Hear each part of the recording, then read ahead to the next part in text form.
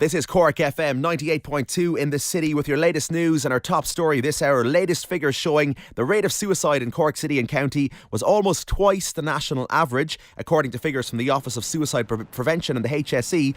Of the 451 suicides in 2015, 375 were male and 76 were female. More worryingly, Ireland has the highest rate for child suicide of girls in Europe. The shocking statistic was highlighted at the World Congress on Women's Health, held recently in Dublin and hosted jointly by the National Women's Council of Ireland and Trinity College Dublin.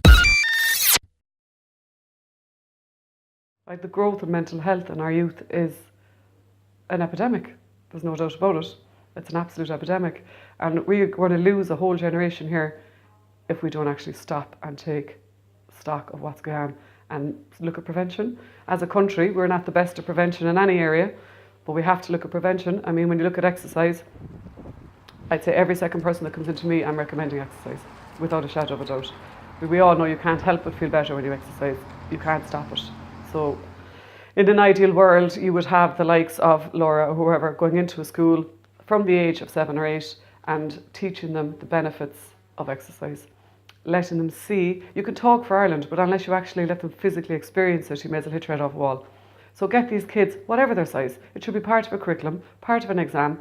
In my opinion, every child leaving secondary school should be able to run or fast walk if they're physically impaired, 5k, without a shadow of a doubt. What does that in turn do to our health system? You know, what are the implications, let alone our mental health system? Everything. It's a no-brainer. What will it cost? Pennies, pittance. But does anyone even contemplate doing it? Why? It's insane. Same thing, the stuff that I'm doing, and plenty of people like me go in. I think we should start age 7 and 8 at least once a year. In an ideal world, a lot more than once a year. Our kids are growing up in a world that's technologically run.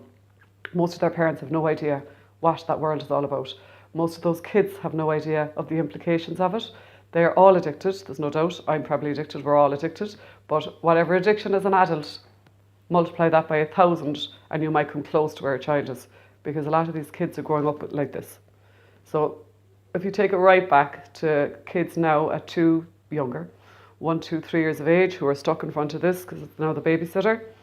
And don't get me wrong, I have 4 kids. I've sat them in front of Barney and all the lads for years. But I think there was a bit more interaction on that one and it was a bit more learning. But anyway, there was also a time span because it was automatic. Our kids spend time outside. They spend time on play dates, they spend time playing. And that is developmentally essential. It's like one of the massive building blocks in their lives. So if we're knocking those blocks out, which we are, because these kids aren't learning how to play and develop and learn how to win it. You know, they don't learn how to win and lose. They don't learn how to partake in different things, use their imagination. So they've lost these blocks now because they're living on this. And then they go into school and they're finding it difficult to mix and make friends, and they're wondering why they can't communicate with other kids, and their parents are wondering why they can't play with other kids. Well, hello, because they haven't been playing.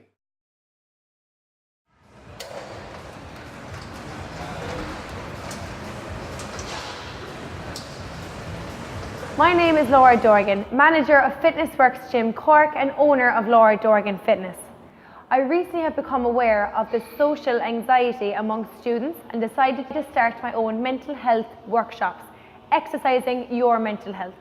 So I go around and visit schools. I spend the first 10 to 15 minutes speaking to the students about anxiety, depression, social media and how it can affect today's students when it comes up to their exam time.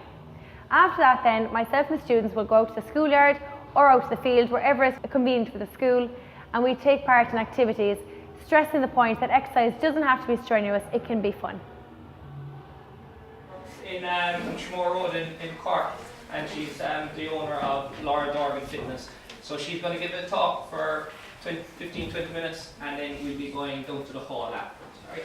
So, fitness classes then and my own personal training of Laura Dorgan Fitness. So I suppose this is your thing is that your mental health thing, is that your mental health thing. Meditation. Obviously she works with my mother in her time with exercise.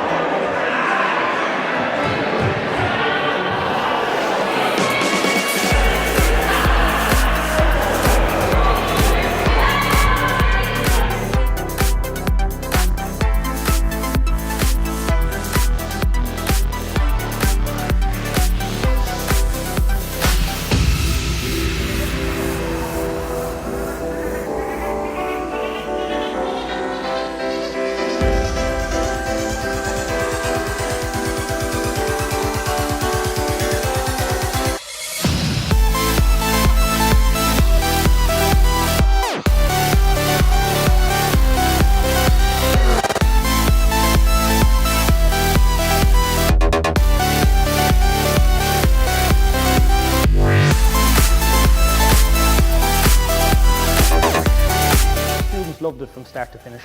Laura had them up and active, enjoying themselves, laughing, joking, and gave it from her own point of view.